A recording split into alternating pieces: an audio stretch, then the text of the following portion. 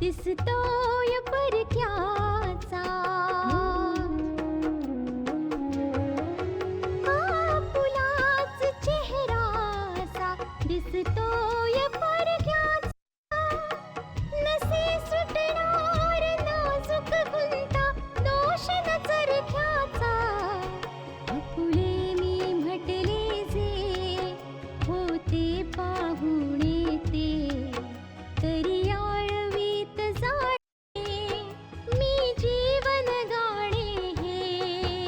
रेखा ही भाग्याची, रेखा ही भाग्याची, रेखा ही भाग्याची, रेखा ही भाग्याची. आतापर्यंत आपण पाहिलं नाना पोलीस स्टेशनमध्ये जाऊन डॉक्टरशी बोलतात आणि मग योगेश्वरशी पण बोलतात. पण योगेश्वरला सुद्धा नाही माहित की पल्लवी कुठे आहे. गायत्री रडून रडून बेजार झालीये की कळत नाही पल्लवी कुठे गेलीये आणि कोणत्या परिस्थितीत आहे. सुहासिनीचा फोन येतो. गायत्री पुन्हा एकदा सुहासिनीवर भडकते की पल्लवीच्या ह्या अवस्थेला जबाबदार सुहासिनीच आहे. जुगनू आपल्या जीवाची पर्वा न करताही पल्लवीला वाचवू पाहतोय. तो जंगलातल्या एरियामध्ये शोध घेण्यासाठी निघतो. जुगनू काही दुसऱ्या ठिकाणीही शोध घेतो आणि त्याला असं कळतं पल्लवी घायल होऊन पडली होती आणि एका गावकऱ्याने तिला हॉस्पिटलमध्ये दाखल केलेलं आहे. आता पुढे पल्लवीचा आपल्या पत्ता लागलाय काय? हा, पण ती खूप वाईट प्रकारे जखमी झाली. काय ती बघा डोंगरावरून आहे ना, ती डोंगरावरून कदाचित खाली पडली.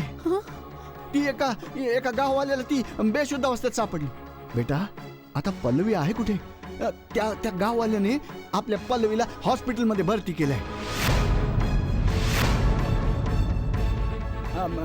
ज्योती हॉस्पिटल नाव आहे त्याचं. शहराकडे जाणाऱ्या रोडवरच आहे ज्योती हॉस्पिटल. हे परमेश्वरा, माझ्या मुलीची काळजी घे. नानू, आपल्याला हॉस्पिटलमध्ये पोहोचलं पाहिजे. आपल्याला लवकरच पल्लवीकडे पोहोचलं पाहिजे. हो बेटा, निघूया आपण आता. गायत्रीला पण बरोबर घ्या आपल्या. जा, तिला पण बोलावून आण. हो, मी आता मोठ्या मम्मीला घेऊन येते. हो बेटा. मालक, मी पण येतो ना तुमच्या बरोबर. नाही जुगनू, तू कसं काय येऊ शकतोस? चंदा एकटी आहे. तू तिच्या सोबत थांब आणि जे काय होईल मी तुला फोनवर सगळं सांगत राहीन बेटा. पण मालक, मला फोनवर नक्की सांगा पल्लवी बेटीची तब्येत कशी आहे ती. हो बेटा, मी तुला नक्की कळवेन. तू आमच्यावर खूप मोठे उपकार केलेस बघ. हो नाही मालक, उपकार सगळ्यांनी आमच्यावर केलेस. आयुष्यभर ते उपकार नाही सरता येणार मालक. मी फक्त त्या उपकाराची परतफेड करायचा प्रयत्न करतोय बघा. बेटा, जर तू आमचे उपकार मानत असशील तर आता असं समज की पल्लवीचा शोध घेऊन आज तू आमच्या सगळ्या उपकारांची परतफेड केली. नाही मालक, नाही. पल्लवी आपली बरी झाल्याची बातमी ऐकल्यावर मगच मला असं वाटेल की मी तुमच्या उपकाराची थोडीशी परतफेड करू शकलो म्हणून. नाही मालक, तुम्ही लवकर जा, लवकर जा तिकडे. आशा, गायत्री, लवकर चला रे. नर्स, इथे काल रात्री एखाद्या मुलीला दाखल करण्यात आले. काल रात्री इथे 2 मुलींना दाखल केलं होतं. पण तुम्ही कोणत्या मुलीबद्दल बोलता आहात? ती जी प्रेग्नेंट आहे आणि कदाचित जखमी सुद्धा. ओ, ती मुलगी. तिला तर खूप वाईट अवस्थेमध्ये इथे आणलं होतं. कुणालाच नाही माहित ती कुठे राहणारी आहे आणि कोण आहे. एक गावातला माणूस तिला घेऊन इथे आला होता. मग कशी आहे ती? आणि तिचं मूल? तुम्ही लोक कोण आहात? मी तिची मावशी आहे आणि हे तिचे आजोबा आहेत. कशी तब्येत आहे तिची? तिची तब्येत खूपच नाजूक आहे.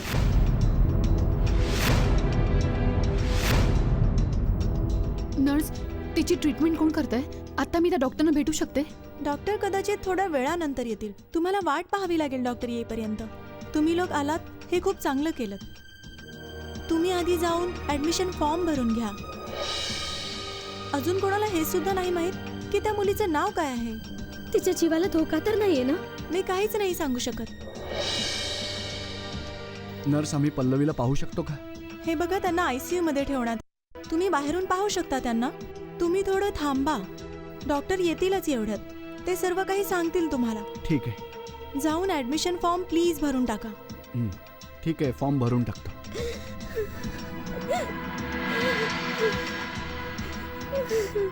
मोठी मम्मी, प्लीज रडू नकोस. पल्लवी बरी होईल. विश्वास ठेव. प्लीज धीराने घे.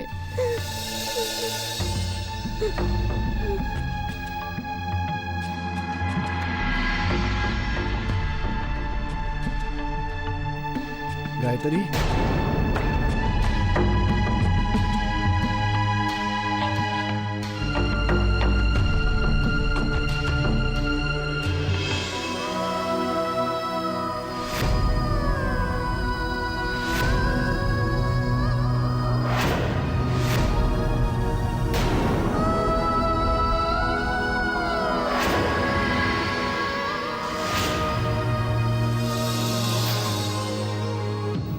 पल्लवीच्या डिलिव्हरीला तर अजून 2-2.5 महिन्यांचा अवधी होता. ज्या मुलासाठी एवढं सगळं केलं ते हे परमेश्वरा, काय होतंय?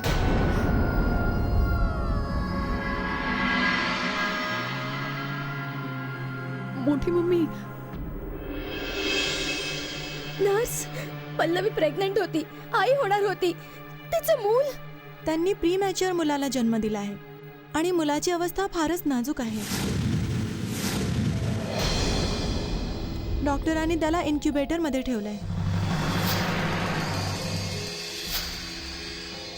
ते मूल वाचू शकेल की नाही? हो, सध्या तरी ते मूल जिवंत आहे, पण कुणीही काही सांगू नाही शकत.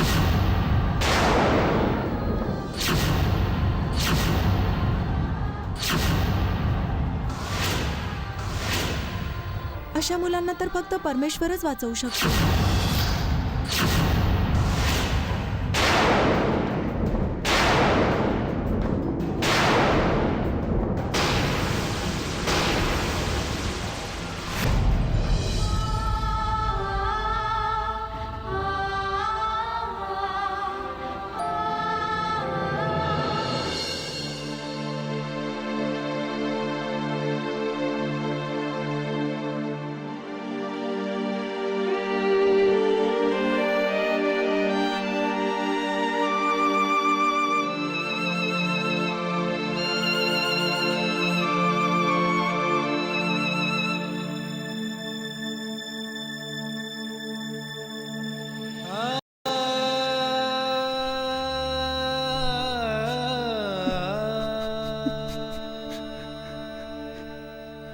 हे परमेश्वरा, मी माझ्यासाठी तुझ्याकडे आजपर्यंत काय बी नाही मागितलं.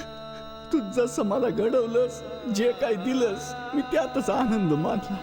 मी यापुढे तुझ्याकडे काहीच नाही मागणार. पण आज मागतोय परमेश्वरा, पल्लवीच्या आयुष्याचा दिवा विजू देऊ नकोस. तिला उदंड आयुष्य दे परमेश्वर. तिला आयुष्य दे. ती आज हॉस्पिटलमध्ये दाखल आहे. ती स्वतःसाठी नाही, दुसऱ्यांच्या आनंदासाठी संघर्ष करत होती. ती तर दुसऱ्यांच्या आयुष्यात प्रकाश आणण्यासाठी पुढे सरसावली होती. अशा चांगल्या वागणुकीचा परिणाम हा होता कामा नये परमेश्वरा. नाही, मी तर असं बी ऐकलंय की जे लोक दुसऱ्यांसाठी जगतात त्यांच्या सुखाची काळजी तूच घेतोस. मग पल्लवीच्या सुखाचं आणि तिच्या जीवाचं रक्षण सुद्धा तूच कर परमेश्वरा. जर काही पल्लवीला झालं ना परमेश्वरा, तर लोकांचा चांगुलपणावरचा विश्वासच उडून जाईल. तिचा जीव वाचव परमेश्वर. तिचं रक्षण कर, तिचं रक्षण कर परमेश्वरा, तिचं रक्षण कर.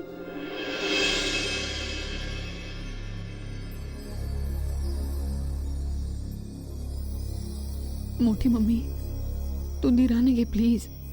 सगळं काही ठीक होईल. आशा, पल्लवीच्या ह्या अवस्थेला जबाबदार कोण आहे? कोण आहे पल्लवीच्या ह्या अवस्थेला जबाबदार?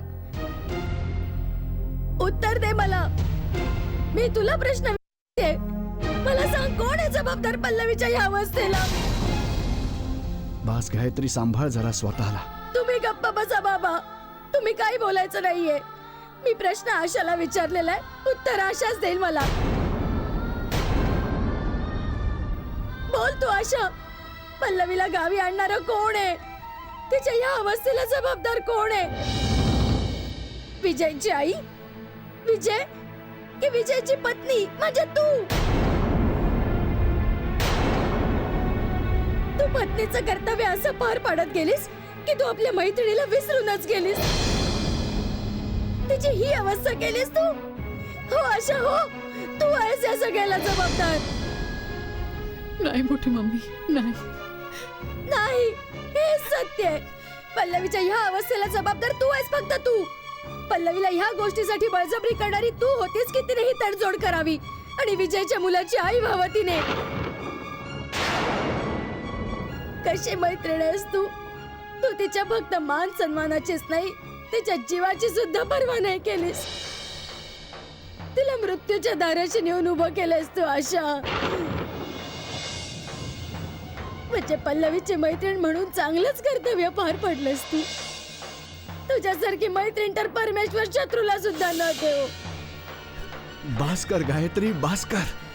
जे पल्लवी तुझ्यासाठी करत होती तेवढाच विचार तू तिच्यासाठी करायला हवा होतास, पण तू तेच केलंस जे तुला वाटलं. या गावात येऊन तू तर आपलं नाव खूप कमावलंस. मोठमोठाली कामं केलीस तू, आणि त्याची किंमत पल्लवीला चुकवावी लागली. आता काय म्हणशील तू? तू असं म्हणू शकतेस की तू ह्याला जबाबदार नाहीयेस म्हणून? मग जे काही केलंस ते तू केलंस. तू स्वतःच्या प्रसिद्धीसाठी केलंस, स्वतःच्या संसारासाठी केलंस. खरंच तू फक्त थोडासा विचार पल्लवीचा पण केला असतास आशा. तिचा सन्मान, तिच्या आयुष्याबद्दल विचार केला असतास. मैत्रीण बनून तू एवढा सगळा स्वार्थ साधलास. नाही पल्लवी समजू शकली ना कुणी दुसरं. असं नको म्हणूस मोठी मम्मी, असं नको म्हणूस. मी जर माझा जीव देऊन पल्लवीचा जीव वाचवू शकत असते तर मी ते सुद्धा केलं असतं. माझ्या मैत्रीवर संशय नको घेऊ. हा सगळा परिस्थितीचा खेळ आहे. जर मला आधीपासून माहित असतं तर मी असं कधीच केलं नसतं. मी कधी विचार सुद्धा नव्हता केला की मी पल्लवीला या अवस्थेमध्ये पाहिजे म्हणून. तू तिची अवस्था पाहिलीयस, हे सगळं तिच्याच बरोबर का म्हणून? तिचा तर यामध्ये काहीच स्वार्थ नव्हता आशा. स्वतःसाठी तर तिला काहीच करायचं नव्हतं. पल्लवीने जे काही केलं ते तुझ्यासाठी केलं, तुझ्या सांगण्यावरून केलं, तुझ्या मैत्रीसाठी केलं. हे बघ आशा, पल्लवीला काही जरी झालं तर त्याला जबाबदार फक्त तू असशील. तू आशा, तू आणि तुझ्या सासूबाई. आपल्या घरात वंशाचा दिवा लावण्यासाठी तुम्ही माझ्या पल्लवीला मृत्यूच्या दाढेत ढकललं. आशा, मृत्यूच्या दाढेत ढकलून दिलं. नाही मोठी मम्मी, नाही.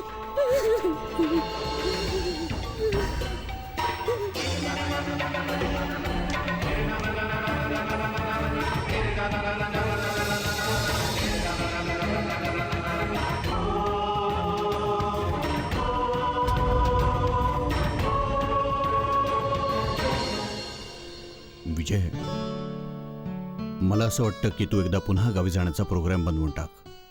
केव्हा जायचंय ठरवून सांग. जमलं तर आशाशी बोलून पण घे एकदा. उलट मी तर असं म्हणेन की तू गावी जाऊन आशाला इथे घेऊन ये. पापा, जर तुम्हाला असं वाटत असेल की आशाने गावातून परत इथे यावं तर तुम्ही एकदा नानांना फोन करा त्यासाठी. कारण की आशा इथे आल्यानंतर नाना, पल्लवी आणि गायत्री आंटी पण तिथे नाही राहणार. ते सगळे एकत्रच परत येतील. शिवाय नाना ते सगळ्यांना घेऊन येतील. नाही बाळा,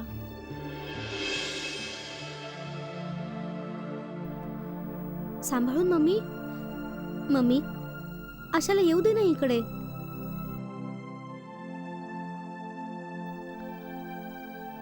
ठीक आहे बाळा, पण आधी मला एकदा डॉक्टरांशी बोलू तर दे. कोणत्या डॉक्टरांबद्दल बोलतेस तू? जिला तू डॉक्टर समजली होतीस ना? विजय, जर सांग तुझ्या मम्मीला खरं काय ते. मम्मी, मी डॉक्टर अपर्णांना स्वतः भेटलोय. ती जी मुलगी आपल्या घरी नेहमी यायची ती डॉक्टर अपर्णा नाहीये. तुझ्या पप्पांनी मला सांगितलंय बाळा, यासाठी मला तुमचा गैरसमज दूर करायचा आहे. आठवते तुला, तू एकदा आमच्या मागे डॉक्टर अपर्णा सेनच्या क्लिनिकमध्ये आला होतास, जिथे तुझी आणि आमची भेट होऊ शकली नव्हती. आठवतंय ना तुला?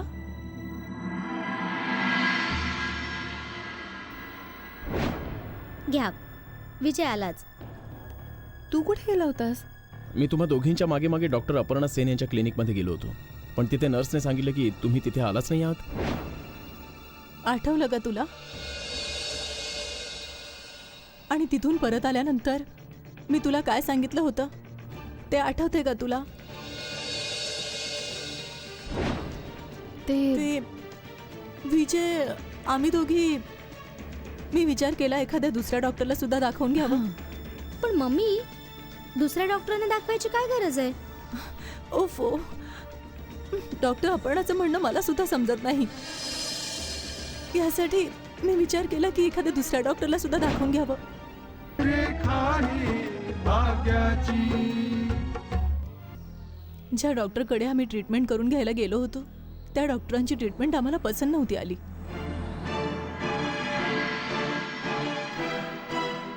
यासाठी मी दुसऱ्या डॉक्टरांकडे गेले होते ट्रीटमेंटसाठी. त्याच डॉक्टर ज्या आपल्या घरी यायच्या. योगायोगाने दोघींचं नाव डॉक्टर अपर्णाच आहे. विजय त्या डॉक्टर अपर्णा सेन होत्या आणि दुसऱ्या होत्या डॉक्टर अपर्णा गुप्ता. आणि तू असं समजत राहिलास की आशावर उपचार डॉक्टर अपर्णा सेन यांच्याकडे होतोय. हे बघ बाळा, डॉक्टरांना चुकीचं नको ठरवूस. त्या तर फक्त आशा आणि तिचं मूल वाचवण्याचा सल्ला देत होत्या.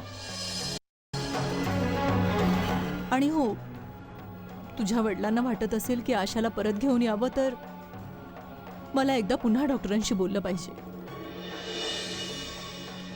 आणि त्यांनी सांगितलं की मग बिनधास्त आशाला परत घेऊन ये तू इकडे.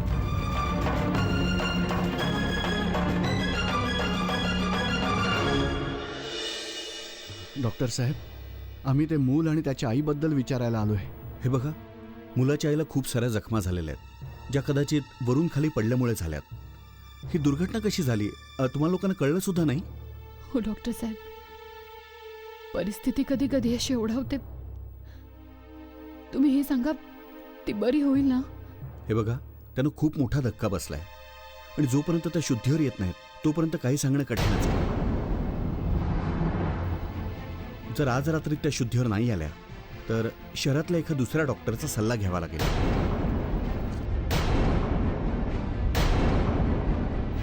आणि डॉक्टर साहेब, तिचं मूल? त्या मुलाचा भरोसा कसा देऊ? 6 ते 7 महिन्यांच्या मधलं मुलं आहे, प्रीमॅच्युअर चाइल्ड आहे. आम्ही सध्या तरी त्याला इन्क्युबेटरमध्ये ठेवलंय.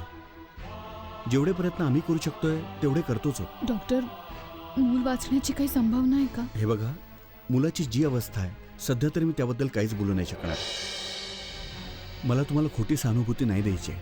आणि अशी मुलं खूपच कमी वाचतात. डॉक्टर साहेब, आम्हाला तर फक्त तुमच्याकडूनच आशा आहे. त्या मुलाला काहीही करून वाचवा म्हणजे झालं. परमेश्वरावर भरोसा ठेवा. जर त्याची इच्छा असेल तर सगळं काही ठीक होईल.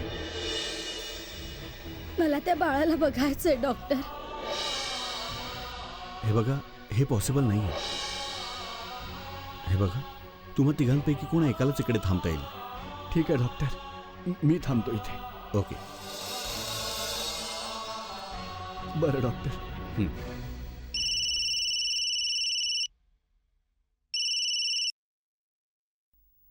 हॅलो, हां इन्स्पेक्टर, मी तर नाही येऊ शकत आहे, पण पल्लवीचा शोध लागलाय. ती हॉस्पिटलमध्ये आहे.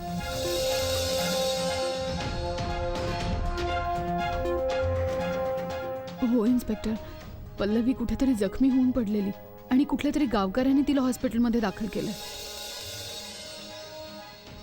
तिची अवस्था अजूनही खूप नाजूक आहे. मी तुम्हाला नंतर फोन करते नक्की.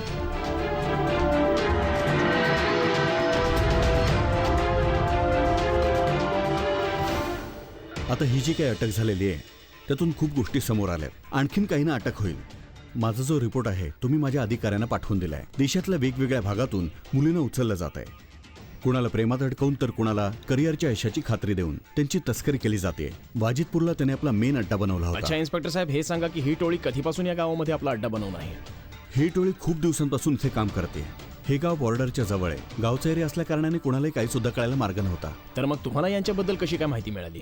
हे बघा, तुम्ही काही दिवसांपूर्वी ऐकलं असेल की याच गावात सुंदर वर्मा नावाचा एक रिपोर्टर होता ज्याला मारण्यात आलं. ज्याचे काही पुरावे मिस आशा अरोरा यांच्या हाती लागले होते आणि ते पुरावे त्यांच्याकडून आम्हाला मिळाले. आणि ते जे पुरावे होते ते यांना अटक करण्यासाठी पुरेसे होते. इन्स्पेक्टर साहेब, तुम्ही योगेश्वर सिंगला अटक केलेली आहे, ज्यांचा या सगळ्या आधी संपूर्ण गाव आदर करायचा, आणि तुम्ही त्यांना अटक केलीत. पक्की इन्फॉर्मेशन आणि ठोस पुराव्यांच्या आधारावर आम्ही त्यांना अटक केलेली आहे. मी ते फुटेज सुद्धा तुम्हाला देईन, ज्याच्या आधाराने तुम्हाला हे कळेल की त्यांचा खरा चेहरा काय आहे. अच्छा इन्स्पेक्टर साहेब, हे सांगा की अपराध्यांना पकडण्यात तुमची मदत करणारी आशा अरोरा कुठेही दिसत नाहीये. उलट त्यांनी मीडियाच्या समोर येऊन सांगायला पाहिजे की कोणत्या प्रकाराने त्यांनी टोळीचं पितळ उघडं पाडलं आणि कोणत्या प्रकाराने त्यांनी तुमची मदत केली. त्या मीडियासमोर नक्कीच येतील. यावेळी त्या जरा काही प्रॉब्लेममध्ये आहेत. खरं तर कायद्याची मदत करणाऱ्यांसोबत नेहमी असंच होतं. त्यांची फ्रेंड पल्लवीला किडनॅप करण्यात आलं होतं. त्या जखमी झाल्यात, हॉस्पिटलमध्ये आहेत. त्यामुळे आशा अरोरा इथे नाही आहेत. थँक्यू. थँक्यू. रेखा आहे भाग्याची. मागच्या काही दिवसांपूर्वी आम्ही एक बातमी गाव वाजिदपूर मधली दाखवली होती. ते गाव वाजिदपूर मधल्या हॉस्पिटलमध्ये कशा प्रकारे गैरकानूनी अशा सगळ्या गोष्टी सरळ सरळ चालल्या होत्या आणि त्याचं पितळ उघडं पाडलं होतं मुंबईच्या प्रसिद्ध ॲडव्होकेट मिसेस आशा विजय अरोरा यांनी. ॲडव्होकेट आशांच्या हाती यावेळी एक खूप मोठं यश लागलेलं आहे. एका खूप मोठ्या टोळीचं पितळ उघडं पाडलंय त्यांनी, जी टोळी आपल्या देशातल्या मुलींची फसवणूक करून विदेशात पाठवायची. त्या टोळीच्या सगळ्या लोकांना अटक करण्यात आलेली आहे. पण सगळ्यात मोठी आश्चर्यकारक गोष्ट ही आहे की टोळीचा मुख्य सरदार त्याच गावातला एक प्रतिष्ठित माणूस होता, योगेश्वर सिंग. हे खरं आहे. तर अशा प्रकारे एका खूप मोठ्या टोळीचा पडदा लोकांसमोर उघडलेला आहे. माय गॉड, हा माणूस, हे तर भाईजी आहेत. हे आहेत या टोळीचे सरदार. कमालच आहे. हे सगळं काय आहे पापा? मी तर नेहमी सगळ्यांकडून यांच्याबद्दल प्रशंसाच ऐकली आहे. तिथले गावकरी यांना देवासारखं मानतात. जमानाच असा आहे बाळा. आजकाल असे लोक मुखवटा लावून फिरतात. आजकाल कुणावरही विश्वास नाही ठेवता येऊ शकत. पूर्ण गावाला या गोष्टीमुळे धक्का बसलेला आहे आणि पोलिसांनी योगेश्वर सिंगची एक टेप दिलेली आहे जी स्वतः ॲडव्होकेट आशा यांनी रेकॉर्ड केलेली आहे. याबद्दल विस्तृत माहिती मिळवूया योगेश्वर सिंगला अटक करणारे पोलीस इन्स्पेक्टर यांच्याकडून. हे बघा, तुम्ही काही दिवसांपूर्वी ऐकलं असेल की याच गावात सुंदर वर्मा नावाचा एक रिपोर्टर होता ज्याला मारण्यात आलं. ज्याचे काही पुरावे मिस आशा अरोरा यांच्या हाती लागले होते आणि ते पुरावे त्यांच्याकडून आम्हाला मिळाले. अपराध्यांना पकडण्यात तुमची मदत करणारी आशा अरोरा कुठेही दिसत नाहीये. उलट त्यांनी मीडियाच्या समोर येऊन सांगायला पाहिजे की कोणत्या प्रकारे त्यांनी टोळीचं पितळ उघडं पाडलं आणि कोणत्या प्रकारे त्यांनी तुमची मदत केली. यावेळी त्या जरा काही प्रॉब्लेममध्ये आहेत. खरं तर कायद्याची मदत करणाऱ्यांसोबत नेहमी असंच होतं. त्यांची फ्रेंड पल्लवीला किडनॅप करण्यात आलं होतं. त्या जखमी झाल्यात, हॉस्पिटलमध्ये आहेत. त्यामुळे आशा अरोरा इथे नाही आहेत. थँक्यू.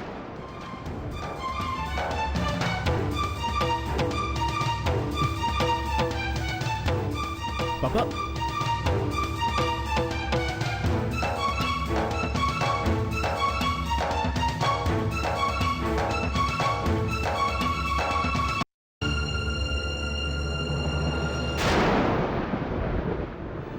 ह्याचा अर्थ बेटा, जर कुणाशीही बोलणं झालंच ना तर हेच सांगायचं की पल्लवी मिळाली आहे आणि ती जखमी आहे. पण नानू सगळे गावात येतीलच ना.